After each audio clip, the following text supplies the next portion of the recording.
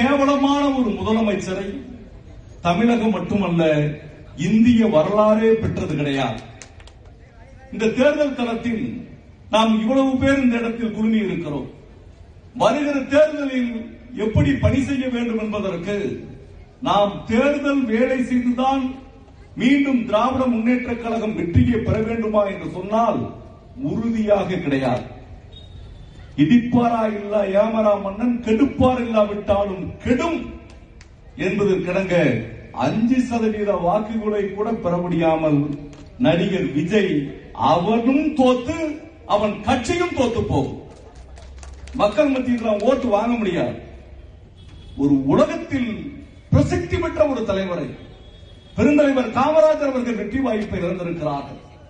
பெருந்தலைவர் காமராஜர் அவர்கள் வெற்றி வாய்ப்பை இழந்த போது ஐயா RS பாரதி அவர்கள் இந்திய எதிர்ப்பு போராட்டத்தில் தலைமை பொறுப்பை ஏற்று போராடிய காலகட்டத்தில் தான் பே. சீனிவாசனும் களத்தில் நின்றார். பே. சீனிவாசனுடைய வெற்றி பெருமையாக பேசப்பட்டது. படிக்காத காமராஜரை படித்த சீனிவாசன் வெற்றி பெற்றார் என்று சொன்னபோது உடனடியாக அண்ணா அவர்கள் சொன்னார்கள், படிக்காத காமராஜர் கட்டி வைத்த பள்ளிக்கூடத்தில் சீனிவாசன் படித்ததினால் வெற்றியில்.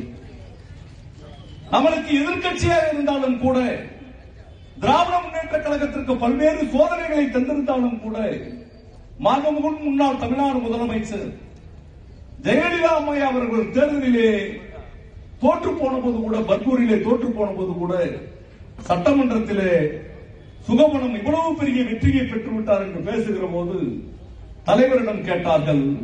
செய்தியாளர்கள் சந்திப்பில் தலைவர் சொன்னார், யானையின் காலுக்குள் சென்ற ஒரு எறும்பு என்று நாசுக்காக தன்னுடைய கருத்தை முடித்துக் கொண்டார். பேரறிஞர் அண்ணா அவர்கள் வெற்றி வாய்ப்பை இழக்க போது கூட எதிரில் இருக்கக்கூடிய தலைவர்கள் தமிழினுடைய மானத்தை இந்தியாவினுடைய நாடாளுமன்றத்தில் கம்பீரமாக பேசிய தமிழினத்தினுடைய தலைவன் வெற்றி வாய்ப்பை இழந்திருக்கிறார் என்றுதான் எதிர்கட்சிகள் பேசியது.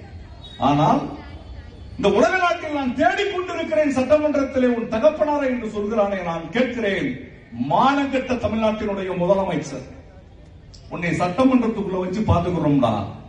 நாங்க என்ன கோமாளி பையில நினைச்சுக்கிட்டு இருக்கிற, சட்டமன்றத்தை பூட்டுவானா? பூட்டினா உனக்கு எலும்பு இருக்காது, ஒட்டச்சிட்டு தான் உன்னை அடிப்பு விடுவானா. பூட்டி பாரு சட்டமன்றத்தை. யார் ஓடுனது?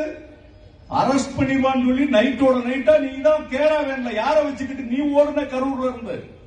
நாங்க ஒன்னும் பயந்து ஓடல. சட்டமன்றத்தில் நாங்க பயந்து ஓடணுமா? பேயடிச்சவங்க மாதிரி சட்டமன்றத்தில் உட்கார்ந்துகிட்டு இருந்தார் தமிழ்நாட்டினுடைய முதலமைச்சர். குத்து புரோட்டா போட, என்னடா குத்து புரோட்டா போட, உன்னை மாதிரி ஆயிரக்கணக்கான புரோட்டாக்களை நாங்க பார்த்திருக்கிறோம். நீ எவ்வளவு கேவலமா பேசுன?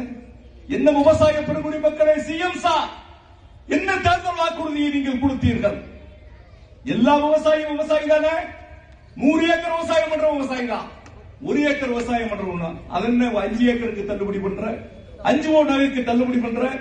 மற்றவெல்லாம் சோத்துல கை வச்சாதான், சேத்துல கை வச்சாதான் நம்ம சோத்துல கை வைக்க முடியும். நாகப்பட்டினத்துல வெக்கம் இல்லாம பேசுறீங்க.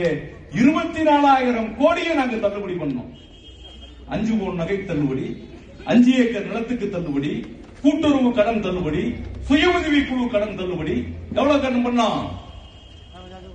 24,000 கோடி, 2,600 கோடி, 10% கடனும் கூட வெக்கம் இல்லாமல் என்ன சிஎம் சார் பேசுறீங்க? எங்க ஊர்ல வேடநத்தத்துல என் அன்பு மகன் ஒருவர் ஏதோ ஒரு சுயநினைவு இல்லாத ஒருத்தரால் கற்பழிக்கப்பட்டு அவள் இறந்து போய்விட்டால் இந்த இடத்துல என்ன பேசுன? அதுதான் தமிழ்நாடு முழுவதும் எதிரொலித்தது. எங்களுடைய அமைச்சர் அதனால்தான் வெற்றி வாய்ப்பு இழந்தார்.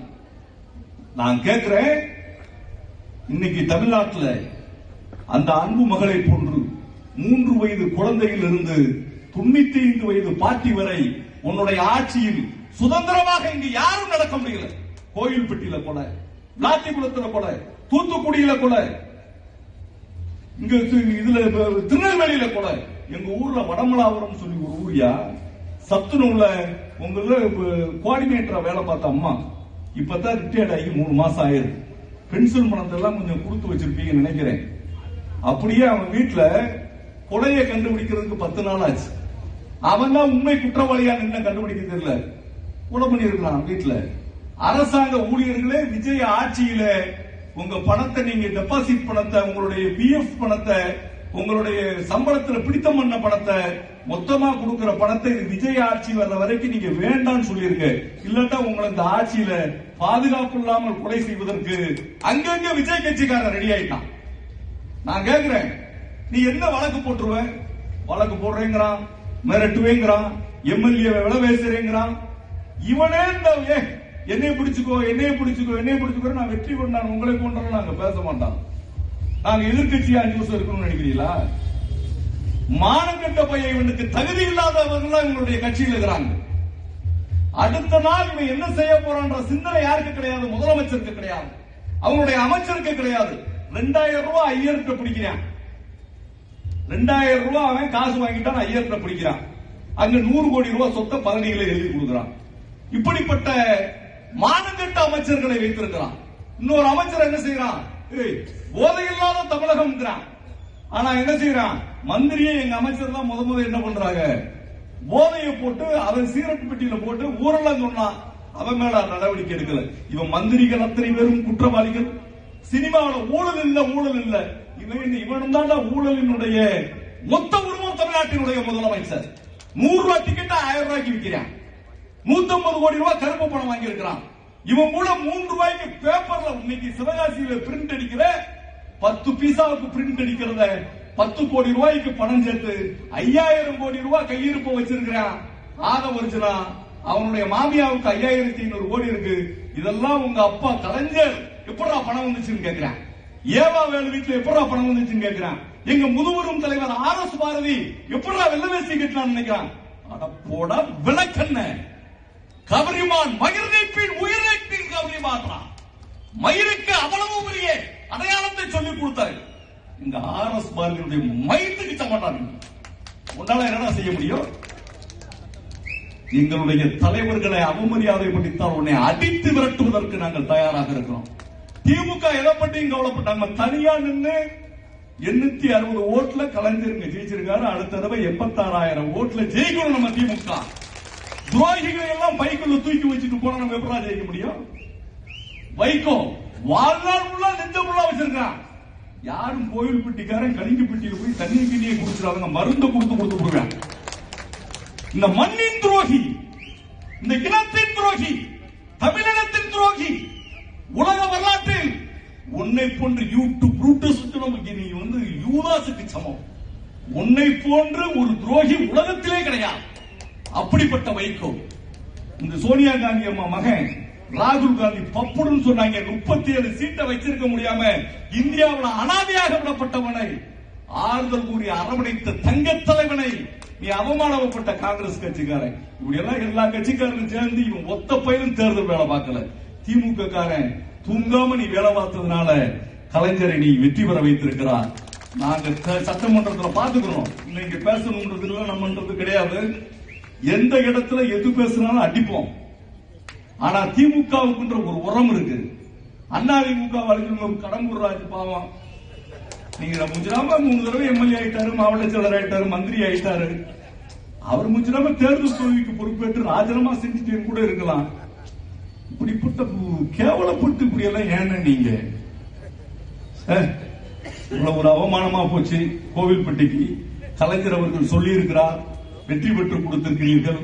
உங்களுடைய வெற்றிக்கு நான் நன்றி கடன் பட்டிருப்பேன். எந்த விதத்திலும் தவறு செய்யாமல் இருப்பேன். நேர்மையாக உங்களோடு பயன்படுத்துவேன். உங்களோடு இந்த தொகுதி மக்களுக்காக பாடுபடுவேன் என்று சொல்லியிருக்கிறார். அதனால சட்டமன்றத்தில் நாங்கள் வலுவாக இருக்கிறோம். எதிர்கட்சி என்பது ஆளுகிற கட்சி என்பது முழு பலம் இல்லாமல் இருக்கிறார். இந்திய அரசியலில் பல்வேறு அரசியல் சதுரங்கங்களை நாங்கள் பார்த்திருக்கிறோம். ஆளுகிற கட்சி ஆளுகிற போதே எதிர்கட்சியாக போயிருக்கிறது. எதிர்கட்சி அந்தஸ்தையும் இழந்திருக்கிறார். 15 ஆண்டு காலம் முதலமைச்சராக இருக்கிற மம்தா பானர்ஜியினுடைய நிலையை நீங்கள் இன்று பார்க்க வேண்டும். 60 எம்எல்ஏ யார் கட்சியில் இல்ல, 80 எம்எல்ஏ இல்ல, மம்தா பானர்ஜி கட்சியில் இல்ல. விஜய் கட்சிக்கும் அதே கேள்விக்குறிதான். உங்களுடைய மந்திரி சபையில் இருக்கிற முன்வரிசையில் இருக்கிற இந்த லாட்டரி சீட்டு, போதக்காரன், IRS ஆபீசர் 7 பேரை தவிர உன் மந்திரியும் உன்னுடைய எம்எல்ஏவும் நீ பத்திரமாக இந்த 5 ஆண்டு காலத்துக்குள் வைத்திருக்க முடியுமா என்பதை நீதான் பார்த்துக் கொள்ள வேண்டும். அதிமுக காரன் அவசரப்பட்டு அவங்க கூட கட்சியில போய் சேர்ந்துக்கிட்டாங்க. பயப்படுறான், நம்மளால இனிமே போய் அவங்க கூட போய் நடிகர் கட்சிக்கு எல்லாமே ஆதரவு வந்துருச்சு. மக்கள் வேதனையோடு பார்த்துக் கொண்டிருக்கிறார்கள். வெற்றி திமுகவுக்கு. நாம் களத்தில் இல்லாமலேயே நம் களத்திற்கு வரும். நன்றி கூறி நிறைவு செய்கிறேன். வணக்கம். அடுத்தபடியாக